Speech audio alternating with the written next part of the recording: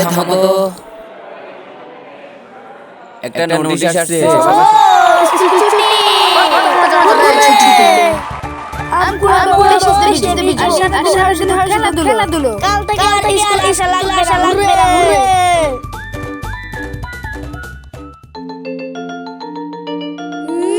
জব্বর শুকাতো লবণ মরিচ দিয়ে আম চিবোতে আচ্ছা লাগে তো।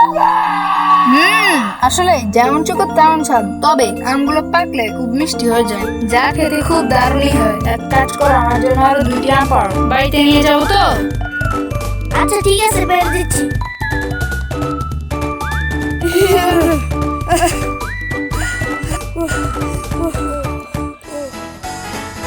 এই নাও তোমার আম, এখানে আর বেশিক্ষণ থাকা যাবে না, তাড়াতাড়ি কেটে পড়ে আমাদের জন্য ভালো হবে। হ্যাঁ হ্যাঁ, চলো, আজকের এই আম খাওয়াটা দারুণ লাগবে, কালকে আবার আসবো। তুমি কি বলো? আয়ান, কেমন আছো তুমি? আলহামদুলিল্লাহ, কেমন যাচ্ছে তোমার ছুটির প্রথম দিন? ভালোই কাটছে স্কুল ছুটির প্রথম দিন। তোমাকে এত খুশি খুশি লাগতেছে কেন আজকে? খুশি লাগবে না তো কি, আজকে আমার 10 পৃষ্ঠা হোমওয়ার্ক করা হয়ে গেছে, আর মাত্র 40 পৃষ্ঠা বাকি। দেখেছো কামরুল স্যারের মাথায় যে বুদ্ধি, স্কুল ছুটির পরেও সে দূর থেকে আমাদেরকে শাসন করে যাচ্ছে, কোনো প্রকার যোগাযোগ ছাড়াই। কি আর করার, আমি আমার হোমওয়ার্ক গুলো সব লিখে নিব। অন্তত স্কুল খোলার পর কামরুল স্যারের মায়ের হাত থেকে তো বাঁচা যাবে। ঠিক আছে, আমরা তাহলে যাচ্ছি এবার। কোথায় যাবে শুনি? বাড়িতে যাবো তো? তাহলে তোমরা তখন কোথায় ছিলে? আম খেতে গিয়েছিলাম আমরা মজ্জার বাড়িতে। আমিও যাব, আমাকে নিয়ে যাও সেখানে, আমিও আম খাবো। আপাতত এই আমটা নাও, এখন বাড়ি গিয়ে মজা করে খাবে লবণ মরিচ দিয়ে। আমাদের লবণ মরিচ গুলো শেষ হয়ে গেছে তো, তাই তোমাকে দিতে পারি নাই এখন। তোমাকে অসংখ্য ধন্যবাদ আমাকে আমটি দেওয়ার জন্য। আমি কিভাবে তোমার এই ঋণ শোধ করব? ঋণ শোধ করা লাগবে না, তুমি আগামীকাল বিকেলে চলে আসিও মুজ্জার বাড়ি সেই আম বাগানে। আর আসার সময় একটা চাকু আর বেশি করে লবণ মরিচের মিশ্রণ নিয়ে আসবা। তা না হলে আনলাম, আম খেতে পারবো, আর এগুলো বুঝি আনতে পারবো না? আরে এই মরিচের পটটা কোথায়? আমি তো দেখতে পাচ্ছি না।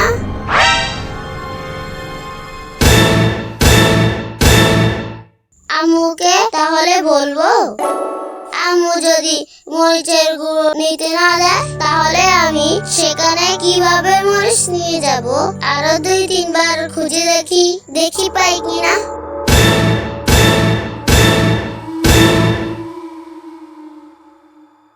জানি না আমি কখন ওদের কাছে এই জিনিসগুলো নিয়ে যাব। এদিকে তো সময় চলেই যাচ্ছে, আম্মুকে বলেই দেখি কি হয়। আম্মু, বলো। গুঁড়ো মরিচের পটটা কোথায়? কিচেন রুমে আছে। আমি তো পাচ্ছি না। কিচেন রুমে চুলার পাশেই আছে, দেখে নাও। আমি 4 বার দেখছি কিন্তু পাই নাই। আমি যদি পাই তাহলে কি হবে? তাহলে তো ভালোই। এই নাও তোমার মরিচের গুঁড়ো। আরে এই আয়ামের বাচ্চাটা এখন আসে নাই কেন? দূর দূর, ওকে আমাদের সঙ্গে নেওয়াটা একদমই উচিত হয় নাই। কালকে তো কত সুন্দর করে লবণ মরিচ দিয়ে আমগুলো চিবলাম। এক কাজ করা যাক, আগে আমরা আম কাটা পেরে নিই, তারপর না হয় ও আসলে বাকি কাজগুলো করা যাবে।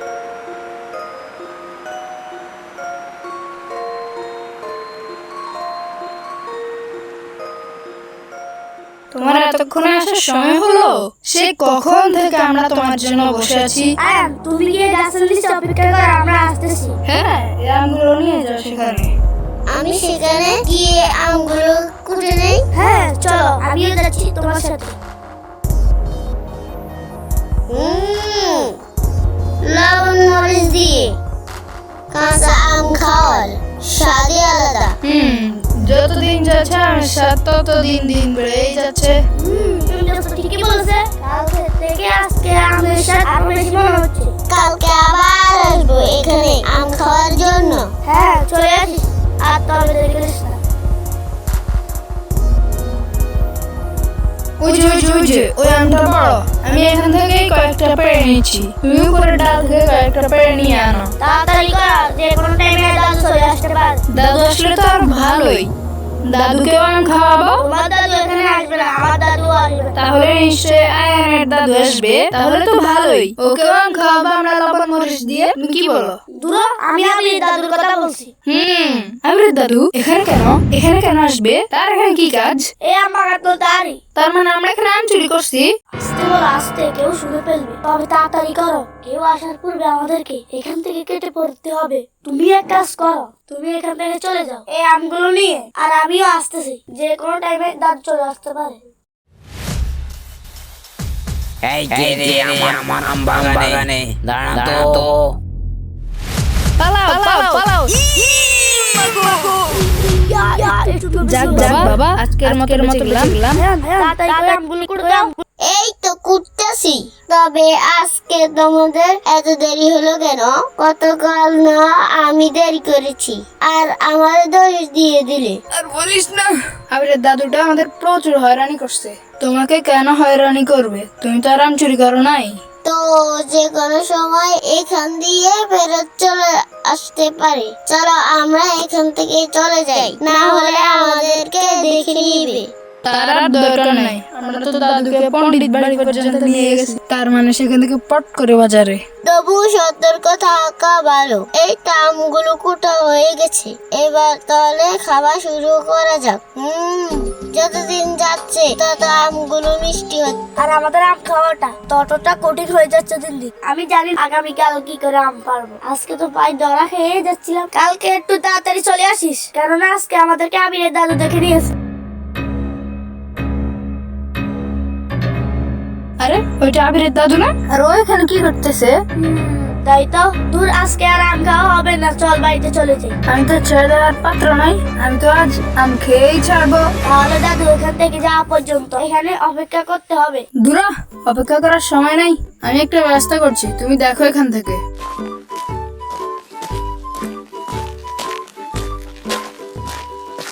এই দাঁড়া, তুই লোকমানের পুত না? জি দাদু, আমি লোকমানের পুত্র। আমি আপনার কি সাহায্য করতে পারি বলেন? সাহায্য করবে তো পরে, আগে এটা বলো যে কালকে আমার কাছে কে উঠছো? তুমি দূরে দূরে হাঁটতেছো কেন? এদিকে এসো। আমার একটু ইম্পর্টেন্ট কাজ আছে, তো আমি যাচ্ছি, আপনি থাকেন এখানে। এদিকে এসো। আমার আগের মতো শক্তি নেই তো, তাই আমি তোমাকে এখন পাকড়াও করতে পারছি না। আমাকে পাকড়াও করার কোনো দরকার নাই, আমি যাচ্ছি। আগে এটা বলো যে তুমি এখন অসময়ে আমার আম বাগানে কি করছো? আর আমার আম বাগান হয়ে তোমার যেতে হবে কেন? ও তুমি বুঝবে না দাদু, ওগুলো সব আমাদের বিষয়। একবার শুধু আমার হাতে ধরা পড়, তাহলেই দেখাবো তোমায় কত ধানে কত চাল। এই বলে দিলাম। আরে ও তো পণ্ডিত বাড়ির দিকে যাচ্ছে, ওই দিকে তো আমার কোনো কাজ নেই, যাই বাজারের দিকে। যাক, চোরও দাঁড়ানো হলো, বাগানে বসে থাকাও লাগলো না। একেই বলে এক ঢিলে দুই পাখি।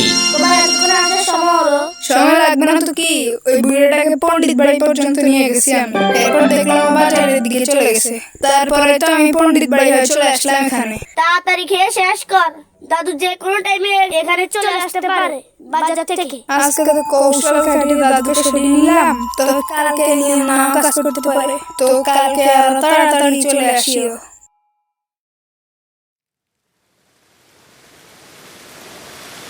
দূর দূর, আজকে এখনো সূর্য দেখা যায়নি, আল্লাহ ভালো জানে।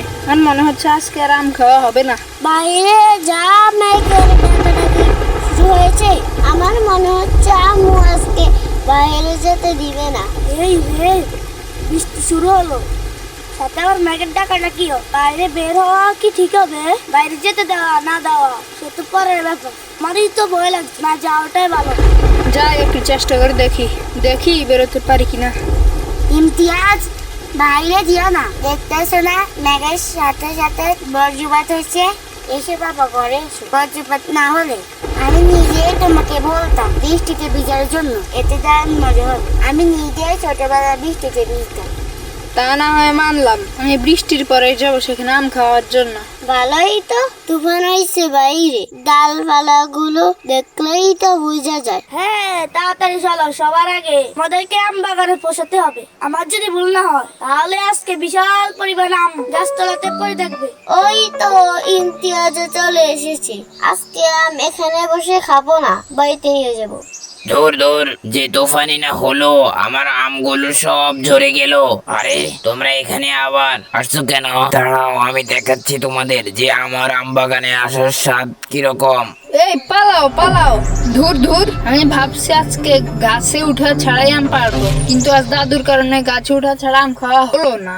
এখন গাছে না উঠাই ভালো, বৃষ্টির পানিতে গাছ ভিজে আছে তো। তাহলে আমরা আজকে আম খেতে পারবো না। এক কাজ করে দেখ, দাদু তো সবগুলো আম উড়িয়ে দিতে পারে না, দুই একটা তো রয়ে গেছে, এগুলো না হয় আজকে আমরা খাবো। ধুরো, এখানে তো তেমন বেশি আম নেই। হা হা, ওই বুড়োটা কি যে আম কুড়াইছে, আমি তো ভাবছি সব ফাঁকা করে দিবে। এতগুলো আম রেখে যাবে সে, এটা তো আমি ভাবি নাই। আম নিয়ে শীঘ্রই বাড়ি চলে যাও তোমরা, যে কোনো সময় ঝড় বৃষ্টি শুরু হয়ে যেতে পারে। তোমাকে কে বলেছে বৃষ্টিতে ভিজতে? কেন, বৃষ্টিতে ভিজে কি হয়? বৃষ্টিতে ভিজলে সর্দি হয়, কাশি হয়, জ্বর হয়। তাহলে দাদু তো অনেক সময় ধরে বৃষ্টিতে ভিজছে, তার কি জ্বর হবে না? আমি শুধু বাড়িতে আসার সময় বৃষ্টিতে ভিজছি। ওনার কি দরকার ছিল বৃষ্টিতে ভিজার? জানি না এখন ওনার কি অবস্থা, আমি গিয়ে দেখে আসি। আমিও যাব, এক কাজ করি, আমার বন্ধুদেরকে ওটাকে নিয়ে আনি। আহারে, এই বাচ্চাগুলোকে আমি কতই না দৌড়ানি দিয়েছি, অথচ আমার বিপদের সময় ওরাই সাহায্যের হাত বাড়িয়ে দিল। আপনার বাড়িতে তো কেউ নেই দাদু, তাহলে আপনি এত আম দিয়ে কি করেন? সবাই ঢাকায় থাকে তো, তাই আমি সব আম আচার দিয়ে রাখি, ওরা বাড়িতে এসে খাবে তো। ঠিক আছে দাদু, আমরা এখন যাই। আমগুলি সব পেকে গেছে, যাই সেন্টুকে খবর লাগাই। সেন্টুকে দিয়ে না পারে ওই ছেলেগুলোকে দিয়ে পারলে তো ভালোই, এতে তারা আমও খেতে পারবে, আবার চুরিও করা লাগবে না। দেখেছো, এখন আম খাওয়া হচ্ছে, আবার চুরিও হচ্ছে না। এখন তো আগের মতো আম খাওয়া হয় না, আগে তো অনেক বেশি খেতাম, দাদু তো অনেক কম দেয়। তবে আগে অনেক হয়রানি ছিল, যে কখন দাদু চলে আসবে আর আমাদেরকে বাগান থেকে তাড়িয়ে দিবে। চুরি করে বেশি আম খাওয়াচ্ছে, খেতে খুঁতে কম আম খাওয়াই অনেক উত্তম। তাই তো,